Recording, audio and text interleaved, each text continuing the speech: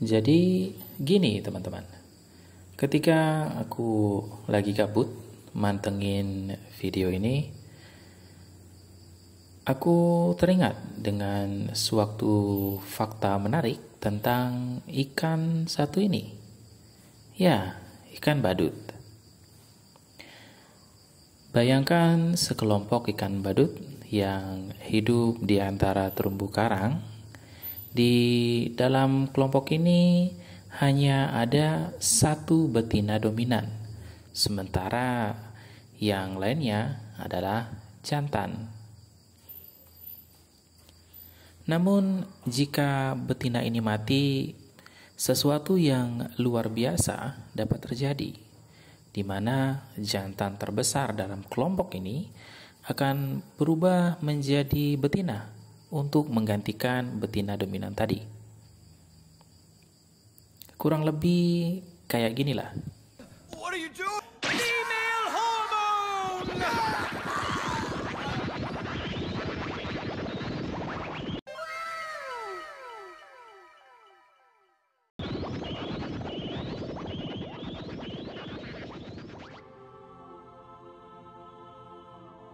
Is this me? Now. Fenomena ini yang disebut hermafroditisme sekuensial terjadi di banyak spesies dan menjadi salah satu strategi penting untuk kelangsungan hidup mereka. Tetapi bagaimana dan mengapa perubahan kelamin ini bisa terjadi? Jadi, mari kita telusuri lebih dalam lagi.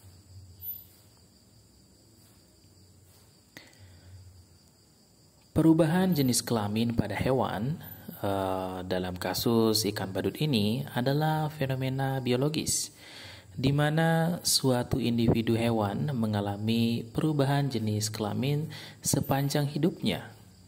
Perubahan ini biasanya terjadi sebagai respons terhadap faktor lingkungan, sosial, ataupun kebutuhan reproduksi.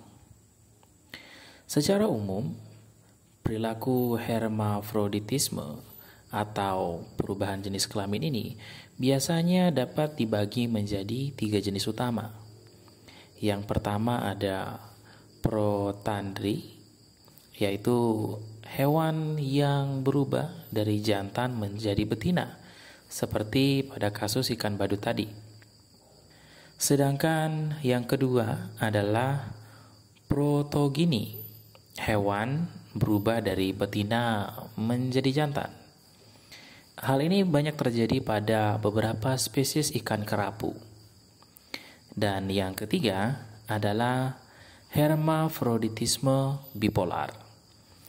Hewan jenis ini biasanya dapat berganti jenis kelamin bolak-balik sepanjang hidupnya. Biasanya kejadian seperti ini itu terjadi di beberapa jenis udang. Setidaknya ada beberapa alasan mengapa perubahan jenis kelamin pada hewan dapat terjadi. Antara lain misalnya efisiensi reproduksi, keseimbangan populasi, adaptasi lingkungan, seleksi alam, atau hierarki sosial. Di mana ketika betina terbesar mati, maka pejantan terbesar yang menjadi pasangannya bisa berubah menjadi betina dominan untuk menggantikan posisinya dan memimpin suatu kelompok. Lantas, bagaimana mekanisme ini bisa terjadi? Tahukah kalian bahwa semua ikan badut terlahir sebagai jantan? Dan mereka semua dapat merubah jenis kelaminnya menjadi betina bila diperlukan. Hal ini bertujuan untuk mempertahankan populasi mereka. Hal ini dikarenakan ikan badut memiliki jaringan yang disebut dengan gonad. Gonad inilah yang memungkinkan mereka untuk berkembang menjadi betina jika kondisi sosial mendukung. Dalam suatu kelompok ikan badut, terdapat hierarki sosial sebagai berikut nih. Betina terbesar adalah pemimpin dan satu-satunya yang berkembang biak. Sedangkan ada pasangannya, yakni jantan terbesar. Masih ada hierarki lain, yaitu pejantan lainnya yang berukuran kecil dan memiliki kedudukan hierarki sosial mereka masing-masing. Dan mereka tidak berkembang biak. Jika kita pikir-pikir, seperti ini nih kejadiannya. Oke, anggap saja ini adalah kelompok ikan badut mawar dari Dusun 5, dan mereka punya struktur hierarki sosial seperti ini. Dina sebagai betina terbesar yang menjadi pemimpin, dan ini Nanda, si pejantan terbesar yang menjadi pasangan Dina. Kemudian ada Fajar dan Dwi, pejantan lain yang tetap kecil dan tidak berkembang biak. Jika suatu saat Dina ini AFK atau logout, maka secara otomatis Nanda akan berubah dari Nanda keker menjadi Nanda gemoy.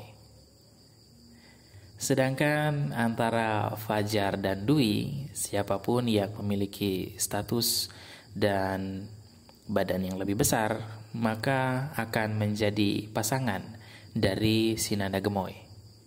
Perubahan kelamin ini terjadi melalui perubahan hormon, di mana hormon testosteron berkurang dan estrogen meningkat.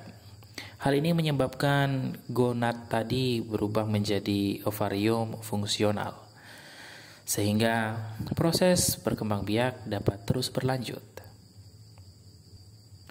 Jadi, pada kesimpulannya, perubahan kelamin adalah salah satu strategi adaptasi yang cukup unik yang terjadi pada kehidupan di sekitar kita.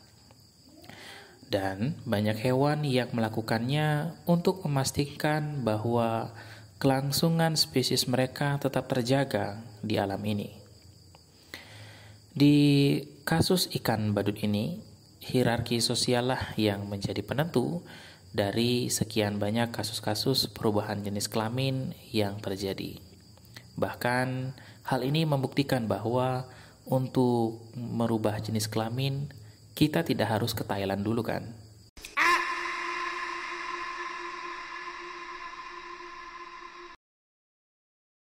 Ya, itu dia tadi teman-teman mengenai ikan badut. Wah, unik sekali ya. Nah, jadi semoga video ini bisa memberikan pengetahuan tambahan buat teman-teman semua. Dan kalau kalian suka dengan video-video seperti ini, jangan lupa untuk terus dukung channel aku di YouTube ya.